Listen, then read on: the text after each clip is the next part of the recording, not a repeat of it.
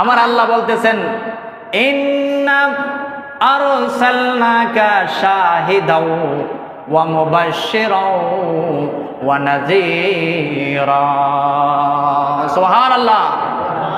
আল্লাহ বলেছেন, আমি অবশ্যই আপনাকে পাঠিয়েছি এই জগতের সাক্ষ্যদাতা হিসাবে, সাক্ষী স্বরূপ আপনাকে পাঠিয়েছি। আমার নবী সাক্ষ্য দিবেন কাল কিয়ামতের ময়দানে, হাসরের ময়দানে সর্বোত্তম সাক্ষ্যদাতা হবেন আমার আপনার নবী রাহমাতুল লিল আলামিন। বলুন সুবহানাল্লাহ। তাহলে আল্লাহ বলছেন অবশ্যই তার বন্ধুকে সাক্ষ্যদাতা হিসেবে পাঠিয়েছেন। তাহলে সাক্ষ্যদাতা কে? যিনি সব কিছু দেখেন, যিনি সব কিছু দেখেন। আচ্ছা বলুন, দুনিয়ার কোর্টে আদালতে যখন কাউকে সাক্ষ্য দেওয়ার জন্য ডাকা হয়, যিনি সাক্ষ্য দিবেন তিনি কি না দেখে সাক্ষ্য দেন নাকি দেখে সাক্ষ্য দেন?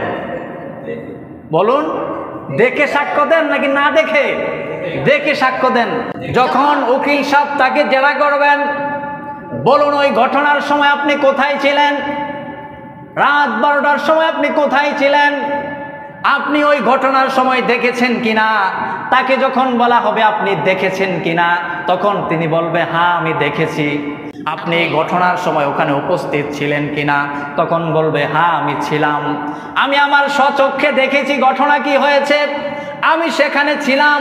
তার মানে যিনি সেখানে উপস্থিত ছিলেন এবং স্বচক্ষে দেখেছেন, তাহলে উকিল সাহেবের অনুযায়ী কথা ভাষ্যমতে তার সাক্ষ্য সত্য হবে, সত্য প্রমাণিত হবে।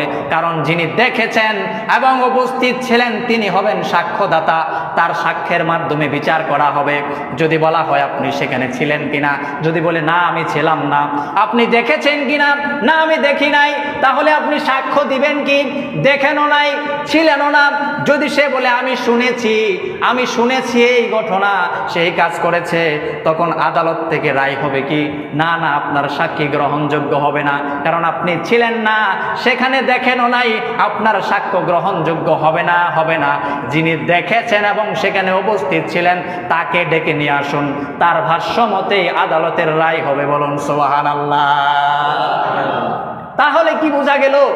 আমার নবী যদি সাক্ষ্যদাতা হয়, তাহলে এটা দ্বারা বোঝা যায় নবী সব কিছু দেখেন এবং নবী আছেন। জোরে কন্না আল্লাহু আকবার। কারণ নবী যদি না দেখেন, উপস্থিত না থাকেন কিয়ামতের ময়দানে, হাসরের ময়দানে, তার উম্মতের ব্যাপারে নবী কিভাবে সাক্ষ্য দিবেন? তখন নবীকে প্রশ্ন করা হবে আপনি কি দেখেছেন, আপনি কি সেখানে ছিলেন? কারণ আমার আল্লাহ আগেই তার বন্ধুকে বলে দিয়েছেন আমি অবশ্যই আপনাকে সাক্ষ্যদাতা হিসাবে পাঠিয়েছি। বলুন সুবহানাল্লাহ। তাহলে বোঝা গেল আমরা কোথায় কি করি, আল্লাহর বান্দারা কি করে, নবীর উম্মত কোথায় কখন নবীকে ডাকে, কে ভালো মন্দ কি করতেছে, আমার নবী সব কিছু দেখেন। বলুন সুবহানাল্লাহ। কে দরুদ শরীফ পড়ে আর কে দরুদ শরীফ পড়ে না, তখনই তো আমার নবী সাক্ষ্য দিবেন সে দরুদ পড়েছে আর সে দরুদ পড়ে নাই। কথা বলুন ঠিক কিনা? তাহলে নবীর দরুদ পড়তে হবে, সালাতু সালাম দিতে হবে, শুধু তাই নয়, নামাজ না পড়লেও নবী সাক্ষ্য দিবে সে নামাজ পড়ে নাই। কথা কন না? তাহলে নামাজ পড়ার দরকার আছে না? রোজা রাখার দরকার আছে না? তাহলে প্রত্যেকটার কাজই নবীকে অনুসরণ করতে হবে, কারণ আমার নবী তো সাক্ষ্যদাতা। কারণ শাহিদা আশহাদু আল্লা ইলাহা ইল্লাল্লাহ, আমি সাক্ষ্য দিচ্ছি আল্লাহ ছাড়া কোনো মাবুদ নাই।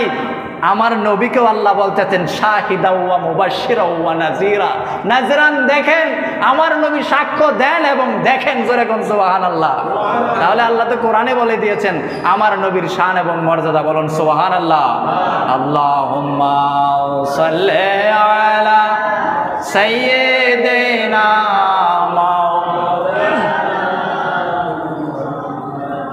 ওয়া আলা আলি সাইয়্যিদিনা মাওলানা।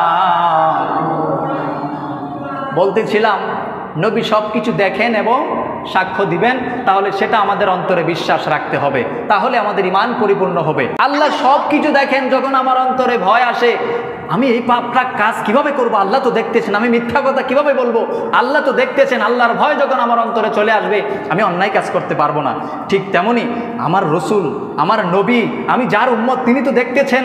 তিনি যদি আমাকে কাল কিয়ামতের ময়দানে, হাসরের ময়দানে উম্মত বলে দাবি না দেন, সে তো আমার উম্মত নয়, সে তো আমার অনুকরণ, আমি যা বলেছি তা কিছু করে নাই, সে আমার উম্মত নয়। বলুন, জান্নাতে যাওয়ার কোনো ক্ষমতা আছে?